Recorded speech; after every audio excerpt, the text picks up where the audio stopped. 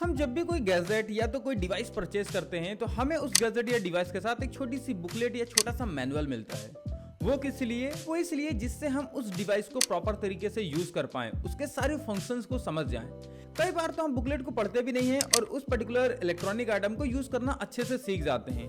लेकिन कई बार electronic item या कुछ गैजेट्स इतने हार्ड होते हैं कि हमें बुकलेट पढ़ना पड़ता है।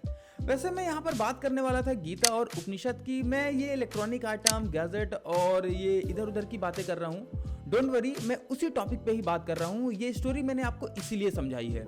सबसे पहला क्वेश्चन हमारे अंदर यही आता है कि भगवत गीता और ये उपनिषद या जो ये वेद शास्त्र है, ये हमारे लिए क्यों जरूरी है, इनकी इंपॉर्टेंस क्या है। मैं आपको एक रियल लाइफ किस्सा सुनाता हूँ। जब मैं क्लास 4th या 5th में था तो मेरे घर में एक छोटा सा डीवीडी प्लेयर आया था, जो पिताजी ने कहीं से कम दामों में अरेंज करवा करके वो लेकर के आए थे।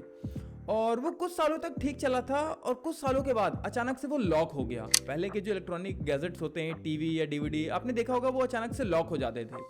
अब वो लॉक हो गया, घर में सब परेशान कि क्या हो गया, खराब हो गई ये डीवीडी। और मैंने क्या किया, मैंने बुकलेट ओपन की और पूरी बुकलेट पढ़ी और लास्ट में जो 3rd पेज था वहां पर 6 डिजिट का एक पासवर्ड था। मैंने वो पासवर्ड लिया और वो पासवर्ड डाल दिया डीवीडी में और मेरी डीवीडी ऑन हो गई।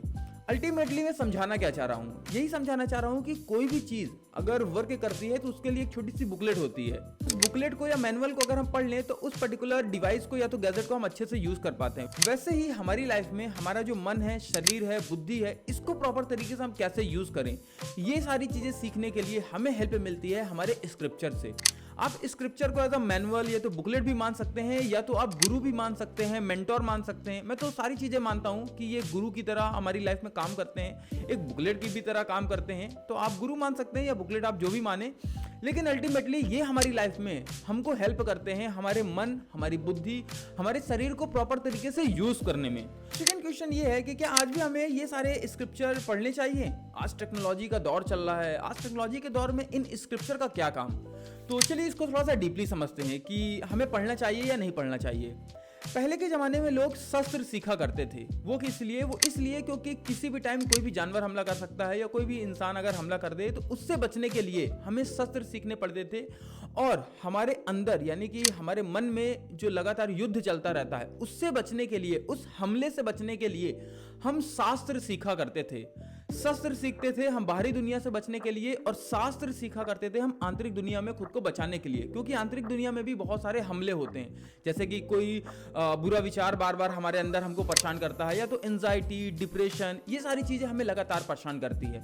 तो इन सारी चीजों से बचने के लिए ही हम शास्त्र पढ़ते हैं, यानी कि स्क्रिप्चर को पढ़ते हैं, जिससे हमारे जो अंदर हमले हो रहे हैं, नेगेटिविटी का जो हमला अक्सर हमारे ऊपर होता रहता है, डेली होता रहता है, उस हमले से हम खुद को बचा सकें, इसलिए हमें ये सारी चीजें पढ़नी चाहिए। अब बात करते हैं हमारे 3rd क्वेश्चन की ओर कि इसको पढ़ने से जीवन में क्या बदलाव आएगा। मुझे जो लगता है 7-8 सालों के अनुभव में कि इसको पढ़ने के बाद लाइफ में क्या बदलाव आएगा, वो ये कि हमारे लाइफ में दिन भर एक बेचैनी चलती है। हमारे मन के अंदर हमेशा एक ये थॉट चलता रहता है कि यार कुछ खालीपन है, कुछ अधूरापन है। दिन भर कुछ ना कुछ बेचैनी चलती है कि यार ये चीज़ मिल जाएगी ना तो मैं पूरा हो जाऊंगा, ये चीज़ मिल जाएगी तो मैं पूरा हो जाऊंगा, या ये मोबाइल खरीद लूँ, ये गैजेट परचेज कर लूँ, ये इंसान मुझे मिल जाए तो मैं पूरा हो जाऊंगा। हमेशा हम अधूरापन महसूस करते हैं और बेचैनी महसूस करते हैं। और जब आप इन स्क्रिप्चर को पढ़ेंगे तो ये जो बेचैनी है अधूरेपन की, ये समाप्त हो जाएगी। सबसे बड़ा बेनिफिट कि ये जो दिन भर बेचैनी चलती है, 24 घंटे हमारे अंदर बेचैनी चलती है। कई लोगों को तो सपने में भी बेचैनी फील होती रहती है। सपने भी ऐसे आते हैं कि वो बेचैन कर देते हैं लोगों को। तो हमारे अंदर की बेचैनी को शांत करने के लिए ये सबसे अच्छे हमारे गुरु बोल सकते हैं, या दोस्त बोल सकते हैं, या तो बुकलेट बोल सकते हैं, जो भी आप इनको बोलना चाहें, इन किताबों को आप वो बोल सकते हैं। तो अल्टीमेटली इनसे सबसे बड़ा बदलाव आता है कि हमारे अंदर की बेचैनी शांत होती है। और दूसरी चीज, हमारे अंदर की जो अज्ञानता है, जिसके कारण से हम छोटी छोटी प्रॉब्लम को बहुत बड़ा मानने लगते हैं, तो वो चीजें भी सॉल्व हो जाएंगी। जो छोटी छोटी प्रॉब्लम को आप बहुत बड़ा मानने लगते हैं, अल्टीमेटली आप देखेंगे कि वही छोटी सी प्रॉब्लम अब आपको और भी छोटी लगने लगी है और उसी छोटी सी समस्या को आप चुटकियों में सॉल्व कर देते हैं। तो फाइनली लाइफ में सबसे बड़ा बदलाव यही है कि जो चीजें आपको पहले परेशान करती थी, अब वो आपको परेशान नहीं करेंगी। और भी कई सारे बदलाव आते हैं इसको पढ़ने से। सबसे पहली चीज, जो मेंटल पीस है हमारी, वो कहीं ना कहीं हमको वापस मिल जाती है। जो हमारा बेसिक नेचर होता है शांत रहने का, वो कहीं ना कहीं हम फिर से प्राप्त कर लेते हैं इन बुकों की मदद से। और भी कई सारे मेजर चेंजेस हैं, जब आप पढ़ेंगे तो आप खुद भी महसूस करेंगे।